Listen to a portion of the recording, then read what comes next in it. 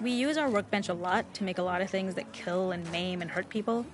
Here, we had the silly idea of using the same feel, harkening back to the same animations, using the exact same UI to instead fix a drink. Like the workbench, you could pick your base, and then you could add something to it. And at the time, we had some different reactions from Ellie based on how strong you chose to make the drink. Something we wanted to prototype, though, before it got cut, was picking up some ingredients around to add, like a lime or maybe a bottle of someone's favorite whiskey or salt. Like you were earning upgrades. We also toyed with having Ellie carry around the drink you made and occasionally sip it, psyching herself up to go talk to Dina inside because she's nervous. It got too noodly, though, because she would need to keep placing it somewhere before she did anything. So it would have ended up more trouble than it was worth.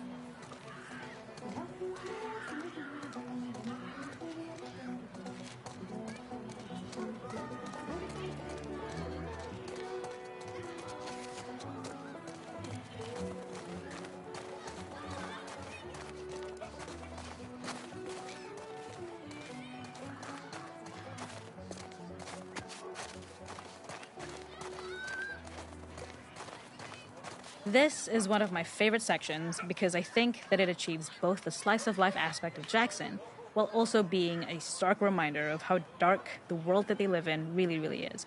To attract attention and curiosity, one of the kids was supposed to make this adorable, messed-up little clicker impression, and the others would giggle. We tried a version where if you got close enough, the kid might try to follow you a little before turning back. Since clickers are blind and move by echolocation, for this game of messed-up tag, Ellie must close her eyes and listen for when the children give themselves away. The thought was that these kids are in relative safety. They still grow up with the dangers of clickers and runners, and all those lessons would embed themselves in the games that they play. When the festival got cut, they tried to preserve this moment and move it to the front of the game where the snowball fight is, as a tutorial. However, being in the headspace of a clicker doesn't really teach you how to deal with them. Eventually, it evolved, and they instead made the snowball fight, which was, I think, way more effective. For me, it's character illuminating that not only does Ellie know this game, she plays along. There's a familiarity with the kids that's really nice to see, especially because it's such a difference from the Ellie we see later, who has a sort of hollow normalcy that she's trying to get with JJ, but kind of fails.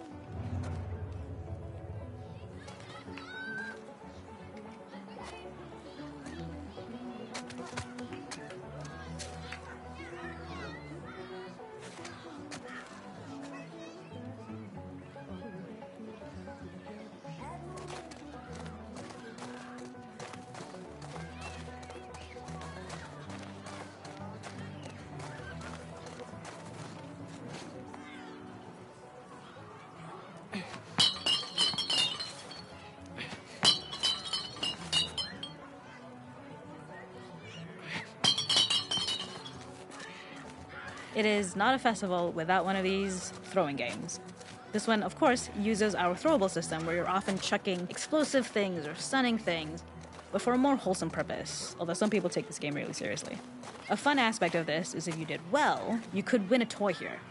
Ellie would place it in her pocket. If you had done this, you'd find the toy with JJ, the baby, later back at the farm. When we cut this, the toy made it through anyway because it was so cute. It is the same one you see on the tractor at the farm. Ollie the elephant.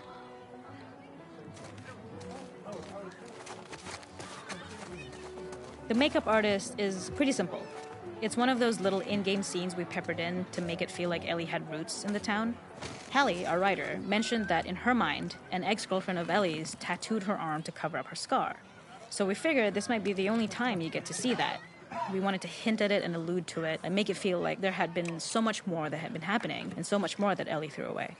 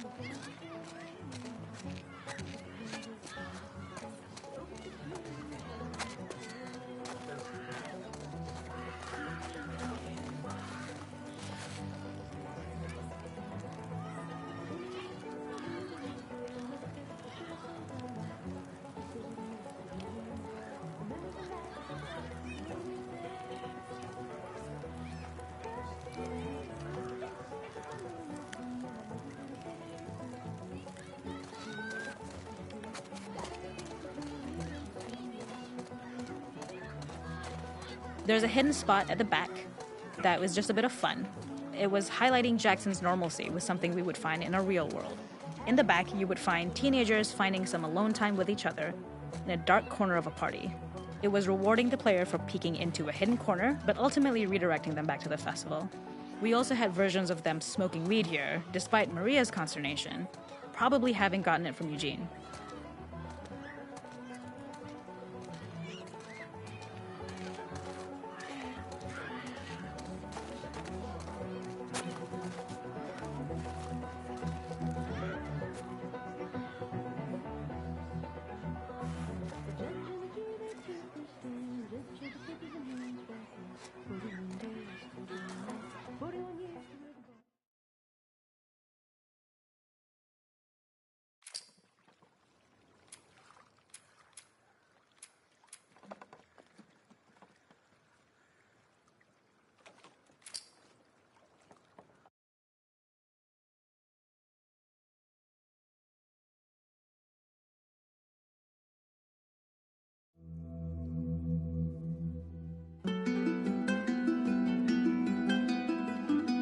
In this second deleted level, which is an extended sequence of the sewers in Seattle, this comes on the heels of where Ellie goes into a building and she survives an attack by stalkers and gets thrown out of a window and gets swept away by the current. And then we cut this section that used to be there in the final game. Now you will get to play it. So this was a way to get a bit more interesting puzzles, interesting traversal, figure out how Ellie can navigate the sewers with the fighting current. Ultimately, with a lot of these levels and these sequences, the reason why we cut them were for pacing purposes. But here it is for you in this very kind of raw form that part of it will feel finished, parts of it will feel like assets are missing as far as audio, animation won't be final. But it's a glimpse into what a game looks like when it's months away from finishing. Enjoy.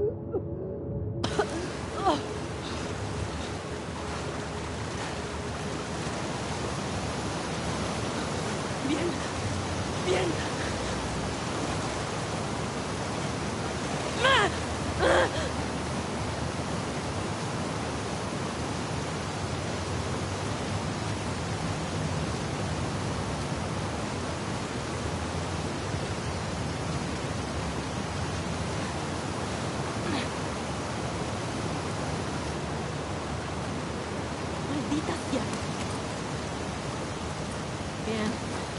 ¿Dónde diablos estoy? The ladder acts as an immediate goal for the player, but being able to climb out is not going to be so easy. To keep levels interesting and engaging, we alternate between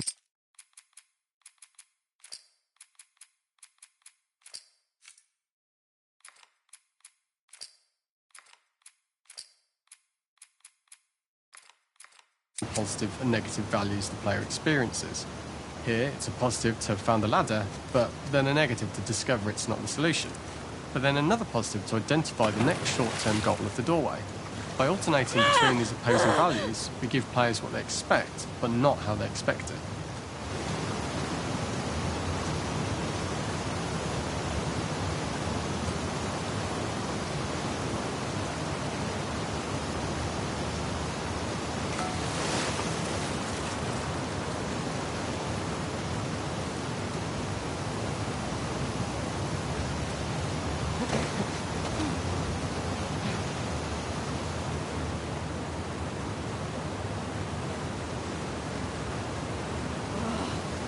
Es una maldita broma.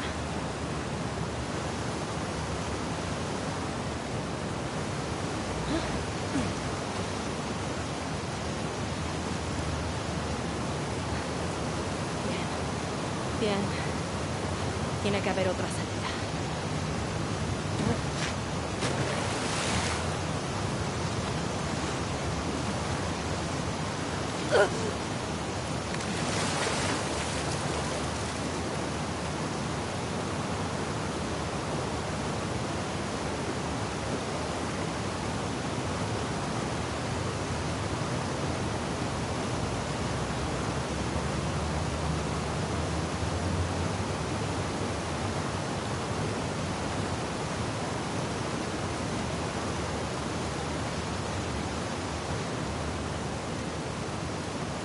This level, internally known as Find Nora, was quite long in duration as we had to make Ellie traverse a far distance to the opposite side of downtown Seattle.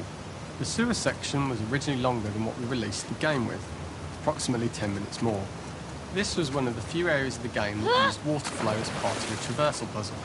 The player has to go upstream to use the current to get to the platform to reach the other side. We mostly cut this mechanic game-wide, however it remained in essence in the section swimming to the aquarium as Ellie, when you were avoiding the waves. When players reach the doorway and enter into the room, they are faced with a dead end. The real reason for this dead end room is that on the reversal, when exiting back out of the doorway, players are faced with the route onwards. A pipe that they'd not been able to see when they were swept past it on the way in, and something that was hidden from view when on the side platforms. The intention here being that the only option is to go off the standard path in order to search for a way out.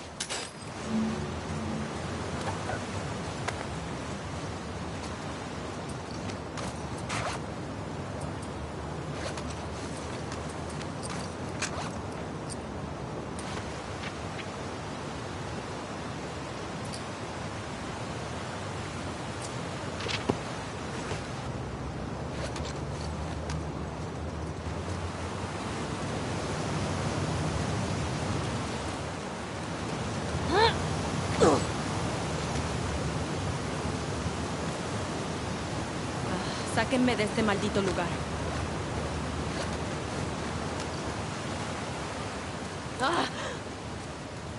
Throughout the rest of the level, we also used light to indicate to the player that they were heading in the right direction.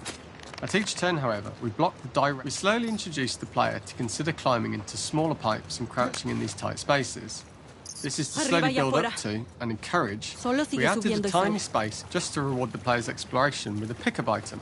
And we made sure it was something that made sense that you'd find in this area. We loved the idea of making Ellie prone through a tiny, dirty pipe in order to get out, as it was a great opportunity to use our prone mechanic.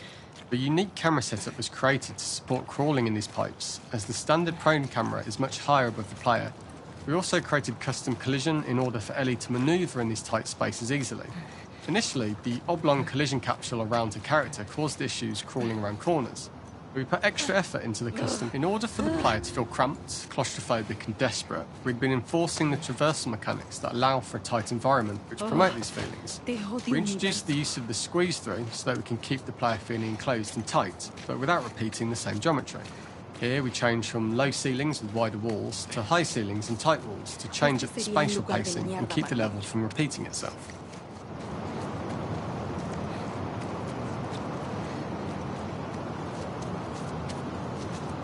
Originally, we had the waterline much higher here, so players had to swim through this tight tunnel. However, from watching you as we surface from the water and over the crest of the slope, we reveal what is further in this tunnel. A clicker that has sprouted and the fungus has grown on the sides of the pipe.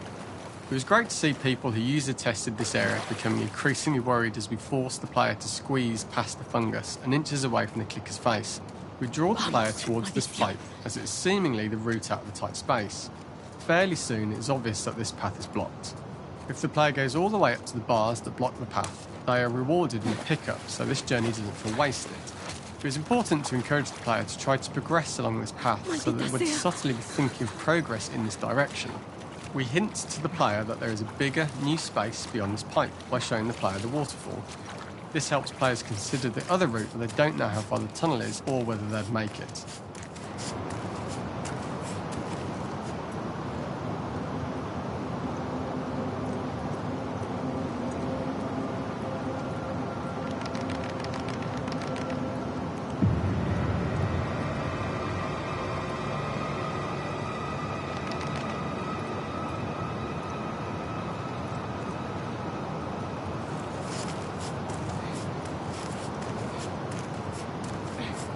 ¡Mierda!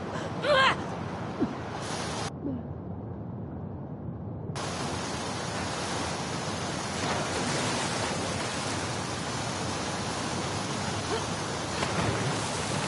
For the final section, we eventually opened you out into a wider area as you traverse through such tight spaces leading up to this. So changing the environmental pacing makes it begin to feel like we're coming to the end of Ellie's ordeal. An earlier iteration used the current that we'd shown at the start for a slightly tougher traversal puzzle to conclude the sewers. The ladder was clearly visible from most of the area, but the player was faced with a fast-flowing torrent of water they couldn't cross. If the player attempted to jump into the water, they were not able to swim across the ladder due to the water's speed, but instead they had to traverse the pipe running along the top of the space in order to get across the water.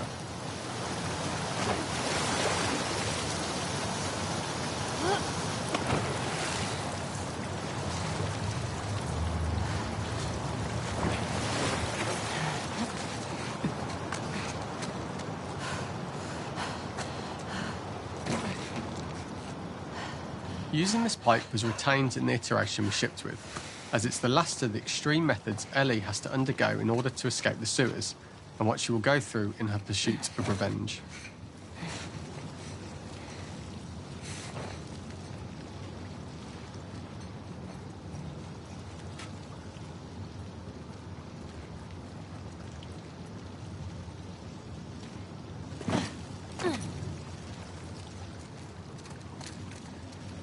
The last ladder climb is quite lengthy, and although we could have trimmed it down to a shorter climb, we liked how this last segment of the journey built anticipation for whether there was success at the top or not after all you've been through. Ultimately, the ladder exits out into the subway station, which is how it connects in the final game. Ellie then has to find her way to the hospital from here, crossing paths with the scars for the first time.